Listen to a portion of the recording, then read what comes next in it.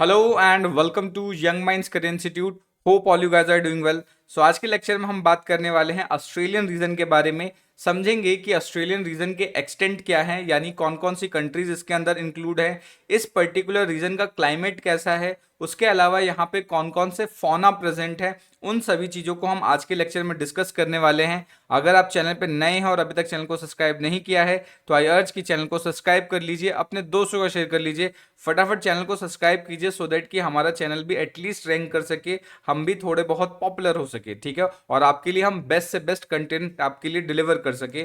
तो चलिए फिर अब आगे बात करते हैं अपने मेन टॉपिक के ऊपर। लेकिन उससे पहले अगर आप बीएससी जूलॉजी सेमेस्टर 1 या सेमेस्टर 2 के स्टूडेंट हैं तो आप सभी लोगों के लिए मैंने अपना कंप्लीट ऑनलाइन कोर्स लॉन्च किया है जिसका प्राइस जस्ट 599 है। तो बेसिकली इस कोर्स को आप एप्लीकेशन पे जाके चेकआउट कर सकते हैं, लिंक डिस्क्रिप्शन में मिल जाएगा।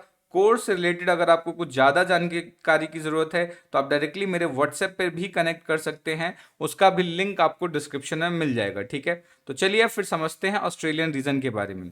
तो मैंने आपको सबसे पहला जो लेक्चर था जिसमें हमने जू जियोग्राफी के बारे में स्टार्ट ही किया था, तो मैंने आपको वहाँ पे बताया था कि इनिशियली अर्थ के ऊपर क्या था, एक कंप्लीट लैंडमास या बोल सकते हैं एक सिंगल लैंडमास प्रेजेंट था जिसको हमने पेंजिया बोला था। जिसको क्या बोला था? पेंजिया बोला था। और उसको फिर मैंने बताया था कि ये जो पेंजिया है ये फर्दर डिवाइड हुआ था दो मेन लैंड मासेस के अंदर, जिसके अंदर जो हमें आज डिस्कस करना है वो गोंडवाना आइलैंड के बारे में डिस्कस करना है, ठीक है। तो जो दूसरा था गोंडवाना, गोंडवाना आइलैंड में ये ब्रेक हुआ था। अब ये जो गोंडवाना आइलैंड है, अब इसी गोंडवाना आइलैंड से दूसरे रीजन्स भी डेवलप हुए हैं, लेकिन हमें सिर्फ फोकस करना है ऑस्ट्रेलिया वाले रीजन में, ठीक है। तो ये जो गोंडवाना आइलैंड है अगर हम इसकी बात करें तो इसके अंदर जब फर्दर ब्रेकडाउन हुआ तो सबसे पहले बना न्यूजीलैंड। सबसे पहले आपका क्या बना? न्यूजीलैंड बना। और उसके बाद फिर इसी के अंदर जब गोंडवाना आइलैंड में और ब्रेक हुआ तब जाके फिर ऑस्ट्रेलिया ऑस्ट्रेलिया रीजन बाहर निकला, ठीक है। तो ये चीज आपको याद रखना है कि सबसे पहले पेंजिया था, फिर गोंडवाना आइलैंड बना, और उसके बाद क्या है, फिर न्यूजीलैंड बना, फिर जाके ऑस्ट्रेलिया बना, ठीक है। तो सबसे पहले अगर हम ऑस्ट्रेलिया रीजन के एक्सटेंट के बारे में बात करें कि ये कहाँ तक फैला हुआ है तो ऑटोमेटिकली आपको पता चल जाएगा कि ऑस्ट्रेलिया तो आएगा ही आएगा। तो यानी यहाँ पर क्या है, सबसे पहले ऑस्ट्रेलिया आ जाएगा, तस्मानिया आ जाएगा, न्यू गिनिया आ गया, उसके अलावा क्या है, इंडोनेशियन आइलैंड्स के पार्ट भी यहाँ पर आ जाते हैं, ठीक है। अब सबसे इंपॉर्टेंट चीज जो आपको याद रखना है, बहुत सारे ऐसे राइटर्स हैं जो न्यूजीलैंड को वो ऑस्ट्रेलियन रीजन का पार्ट नहीं बताते हैं, ठीक है। तो ये चीज आपको ध्यान रखना है कि बहुत सारे ऐसे राइटर्स हैं जो न्यूजीलैंड को ऑस्ट्रेलियन रीजन का पार्ट नहीं बताते, लेकिन कुछ राइटर्स ऐसे हैं जिन्होंने न्यूजीलैंड को ऑस्ट्रेलिया का पार्ट बताया। तो जब उन्होंने ऑस्ट्रेलिया रीजन के अंदर, ये जो ऑस्ट्रेलिया का जो रीजन है, इस ऑस्ट्रेलिया रीजन के अंदर जब इन्होंने न्यूजीलैंड को इंक्लूड किया, जब न्यूजीलैंड को इंक्लूड किया तब इन्होंने इसको एज अ ऑस्ट्रेलिया रीजन ना बोल के अब इसको बोलना स्टार्ट किया ऑस्ट्रल एशिया। ऑस्ट्रल एशिया, अब इसको क्या बोलना स्टार्ट किया? ऑस्ट्रल एशिया की। अब ये ऑस्ट्रेलिया रीजन ना होके ये ऑस्ट्रल एशिया रीजन है, ठीक है। तो ये चीज आपको याद रखना है। तो यहाँ पे थोड़ी बहुत आपको डाइकोटोमी देखने को मिल सकती है कि न्यूजीलैंड पार्ट है कि नहीं है। तो यूजुअली ये क्या है, न्यूजीलैंड को हम ऑस्ट्रेलिया रीजन का पार्ट नहीं बोल सकते, बिकॉज सबसे पहली चीज कि यहाँ पर ये इनका ब्रेकडाउन अलग हुआ। और यहाँ पर अगर हम फौना की बात करें तो आप देखेंगे कि यहाँ पर मार्सूपियल्स नहीं प्रेजेंट होते, न्यूजीलैंड के अंदर आपको मार्सूपियल्स नहीं देखने को मिलता, ठीक है। तो ये चीज आपको याद रखना है जो इसको अलग बनाती है। तो इसीलिए मैंने यहाँ पर एक्सक्लूजन लिख लिया है कि हमने न्यूजीलैंड को एक्सक्लूड कर लिया है। लेकिन आप एक बार अपने जो बेसिकली जो आपको पढ़ाते हैं, जो आपके प्रोफेसर्स हैं, आप एक बार उनसे भी कंसल्ट कर सकते हैं, वो इसको क्या कंसिडर करते हैं, ठीक है। बट मेरे अकॉर्डिंग अभी तक जितना मैंने पढ़ा है उसके अकॉर्डिंग हम क्या है, न्यूजीलैंड को एक्सक्लूड कर सकते हैं, ठीक है। चीज़ आपको याद रखना है। तो न्यूजीलैंड हो गया, उसके अलावा पैसिफिक आइलैंड्स के कुछ पार्ट है उसको भी हम इसके अंदर नहीं इंक्लूड करते, बिकॉज ये एक स्पेसिफिक रीजन बना रहे होते हैं, ठीक है। क्योंकि अगर आप देखेंगे कि जो न्यूजीलैंड है और जो पैसिफिक आइलैंड्स है, ठीक है, उनको अलग कैटेगरी में कंसिडर किया जाता है, उनको हम एंशियंट आइलैंड या ओशियनिक आइलैंड भी बोलते हैं, ठीक है। तो ये चीज आपको याद रखना है। और इसके अंदर ये कौन कौन से कंट्री इंक्लूडेड है उसका डायग्राम आप देख सकते हो। एक तो ऑस्ट्रेलिया आएगा ही आएगा, फिर तस्मानिया आ गया, उसके अलावा न्यू गिनी हो गया, पॉलिनेशिया आ गया, ये सारे इसके अंदर कुछ कंट्रीज हैं जो इंक्लूडेड है। तो ये इसका एक्सटेंट हो जाएगा, या फिर बोल सकते हैं कि ये कहाँ तक फैला हुआ है। सो आई होप आपको यहाँ तक की चीज़ें अच्छे से समझ में आ गई होगी।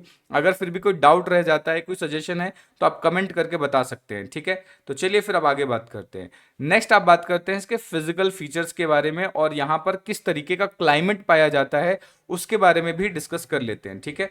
तो आप देखेंगे कि इस रीजन के अंदर अलग अलग टाइम के बोल सकते हो क्लाइमेटिक कंडीशन देखने को मिल जाता है। इसके कुछ पार्ट में आप देखेंगे तो यहाँ पर जो क्लाइमेटिक कंडीशन है वो ट्रॉपिकल होता है, लेकिन कुछ पार्ट में यहाँ पर जो कंडीशन होगा वो टेम्परेट जैसा होता है, ठीक है। तो यहाँ पे ट्रॉपिकल और टेम्परेट दोनों टाइप के कंडीशंस देखने को मिल जाते हैं, ठीक है। अब नेक्स्ट इंपॉर्टेंट चीज कि यहाँ पर क्या है कि अलग अलग कंट्रीज के अंदर इधर देखेंगे कि इस तरीके का कोई फिजिकल बैरियर देखने को नहीं मिलता।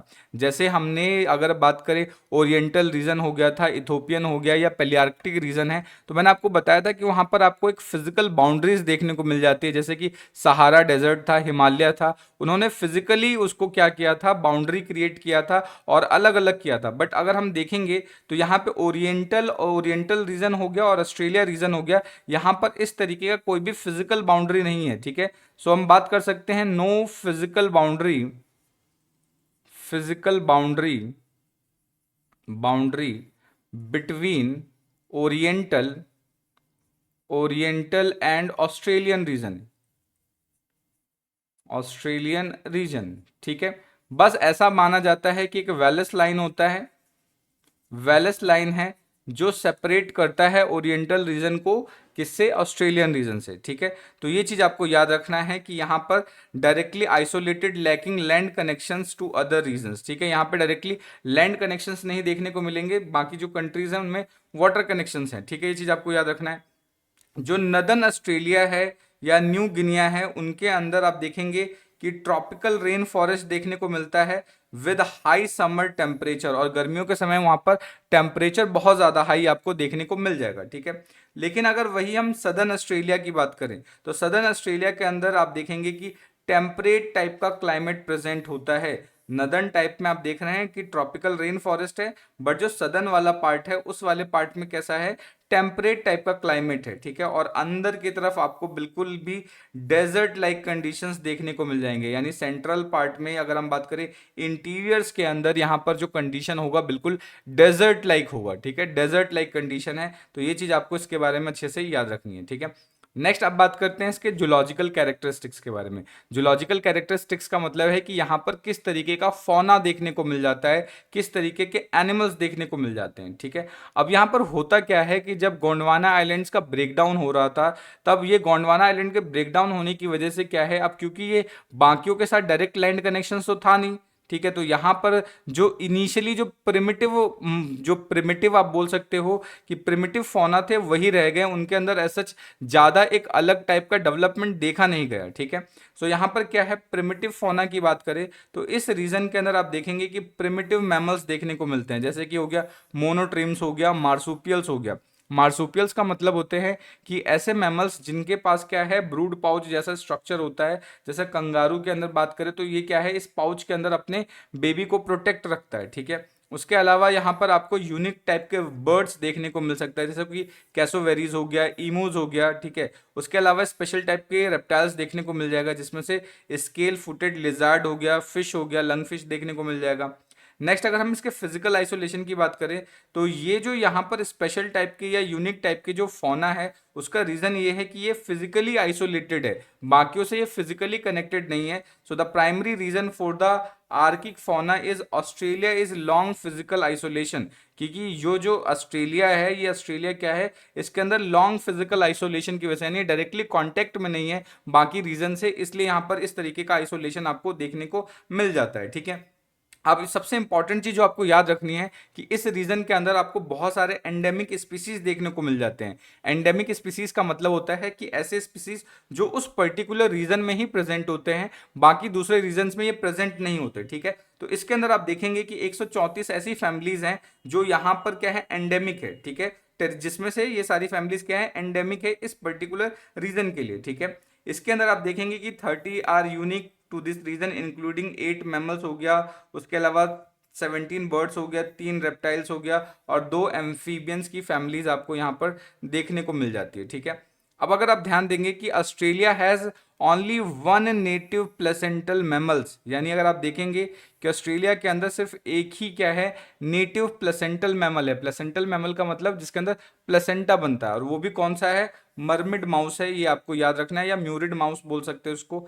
नेक्स्ट क्या है, और जितने उसके अलावा जितने भी है वो सारे के सारे यूनिक मोनोट्रीम्स और मार्सुपियल्स होते हैं। सिर्फ एक ही प्लेसेंटल मैमल है, बाकी क्या है, यूनिक मोनोट्रीम्स है या मार्सुपियल्स देखने को मिल जाएंगे। ठीक है, मार्सुपियल्स के अंदर जैसे कंगारू आ गया, वालबीज हो गया। ठीक है, ये सारी चीज आपको याद रखना है। और सबसे इंपॉर्टेंट जो एग्जाम्स में पूछा ही जाता है, यहाँ पर जो डेवलपमेंट होता है ऑस्ट्रेलियन रीजन के अंदर, वो बेसिकली पैरेलल रेडिएशन को रिप्रेजेंट करता है, filling ecological niche similar to the placental elsewhere. यानी जिस तरीके से बाकी दूसरी जगहों पे, जैसे इथोपियन हो गया, ओरिएंटल रीजन्स हो गया, जहां पे जिस तरीके से मैमल्स के अंदर उनके अंदर डेवलपमेंट हुआ है, उसी तरीके से यहाँ पे मार्सुपियल्स के अंदर भी डेवलपमेंट हुआ है। तो इसलिए हम इसको बोल सकते हैं कि दोनों, चाहे वो इथोपियन रीजन हो या ऑस्ट्रेलियन रीजन हो, दोनों के अंदर डेवलपमेंट कैसा होगा, पैरेलल होगा। जिस तरीके से आपने एनसीईआरटीज की बुक्स में डायग्राम देखा होगा, जिस तरीके से डेवलपमेंट इथोपियन रीजन्स के अंदर हो रहा होता है, साइड बाई साइड क्या है, ऑस्ट्रेलियन रीजन में भी वैसा ही डेवलपमेंट होगा। इसलिए इसको हम बोलते हैं कि ये जो डेवलपमेंट है वो पैरेलल डेवलपमेंट है, या पैरेलल रेडिएशन का ये एग्जाम्पल होगा। ठीक है, तो ये पॉइंट आप याद रखेंगे कि जो ऑस्ट्रेलियन रीजन के अंदर जो डेवलपमेंट है वो पैरेलल रेडिएशन का एग्जाम्पल हो जाएगा। ठीक है, नेक्स्ट अगर हम बात करें मोनोट्रीम्स, इसके अंदर आप देखेंगे कि जो egg laying duck billed platypus है, egg laying duck billed platypus, यानी ये मैमल्स है, बट ये कैसा कर रहा है, यहाँ पर एग ले कर रहा है। ठीक है, और उसके अलावा स्पाइनी एक्टिडना है। तो ये चीज आप याद रखेंगे कि यहाँ पर अंडे देने वाले मैमल्स प्रेजेंट होते हैं। ठीक है, अगर हम बर्ड्स की बात करें तो यहाँ पर आप देखेंगे कि पेकुलियर या यूनिक फैमिलीज प्रेजेंट होती है। इसके अंदर आप देखोगे कि फ्लाइटलेस ईम्यूज हो गया, कैसोवेरीज हो गया, ये सारी चीजें जो है, उसके अलावा पैरट्स भी देखने को यहाँ पर मिल जाएंगे। ठीक है, तो ये चीज आपको याद रखना है। रेप्टाइल्स की बात करें तो यहाँ पर आप देखेंगे कि दो एक्सक्लूसिव रेप्टाइल्स फैमिली देखने को मिल जाएगी, जिसमें से एक है आपका कैरेटोकिलिडी। ठीक है, एक है कैरेटोकिलिडी जिसके अंदर फ्लाई रिवर टर्टल्स आ जाते हैं, और दूसरा है पैगोपोपिडी। ठीक है, एक है पैगोपोपिडी जिसके अंदर आप देखेंगे कि स्केल फुटेड लिजार्ड आपको देखने को मिल जाएगा। अगर लिजार्ड की बात करें तो यहाँ पर आप देखेंगे कि 250 स्पीसीज है स्मॉल लिजार्ड्स की, जिसके अंदर आपका कोमोडो ड्रैगन्स आ जाता है। कोमोडो ड्रैगन का जो साइज होता है वो भी काफी बड़ा होगा। ठीक है, ये चीज याद रखना है। नेक्स्ट अगर एम्फीबियंस की बात करें तो एम्फीबियंस यहाँ पे ऐसे ज्यादा नहीं होते, कॉमन बहुत नंबर कम होता है। ठीक है, जिसके अंदर आपका आप देखोगे कि जो आपका कॉमन टोड है वो यहाँ पर नहीं होता, एब्सेंट होगा। ठीक है, टेल्ड एम्फीबियंस भी यहाँ पर नहीं प्रेजेंट होते, वो भी यहाँ पर एब्सेंट होंगे। ठीक है, अगर हम फिश की बात करें तो यहाँ पे जो फ्रेश वाटर फिश की बात करें तो वो बहुत ही कम होते हैं, उनके नंबर्स बहुत ही कम होंगे। ठीक है, जिसके अंदर अगर हम बात करें तो नियोसिरेटोडस आ जाता है। ठीक है, one of the 3 living genera of lungfish found in Queensland river. यानी यहाँ पर क्या है, आप देखोगे कि लंग फिश की फैमिलीज आपको देखने को मिल जाएगी। ठीक है, और वो कहाँ पे देखने को मिलेगा, क्वींस आइलैंड रिवर के अंदर देखने को मिल जाता है। ठीक है, ये याद रखना है।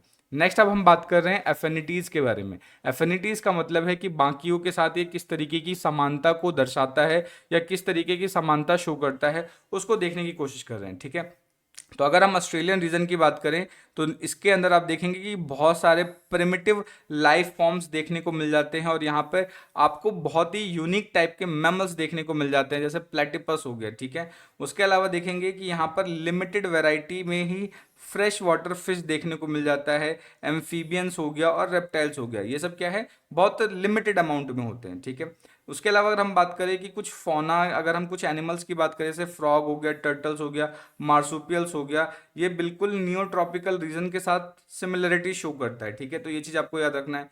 नेक्स्ट अगर हम टेरिस्ट्रियल रेप्टाइल्स की बात करें, बर्ड्स की बात करें, प्लेसेंटल मैमल्स की बात करें, तो यहाँ पर उनकी जो एफिनिटी है वो ओरिएंटल रीजन्स के साथ थोड़ी बहुत मैच करती है। ठीक है, तो ये चीज आपको इसके बारे में अच्छे से याद रखना है। ठीक है, सो इसी के साथ हमारा आज का लेक्चर यहीं पे समाप्त होता है। Hope you have enjoyed the session. अगर फिर भी कोई डाउट रह जाता है, कोई सजेशन है, तो आप कमेंट करके बता सकते हैं। मिलते हैं नेक्स्ट वीडियो में, तब तक ले जय हिंद दोस्तों, थैंक यू।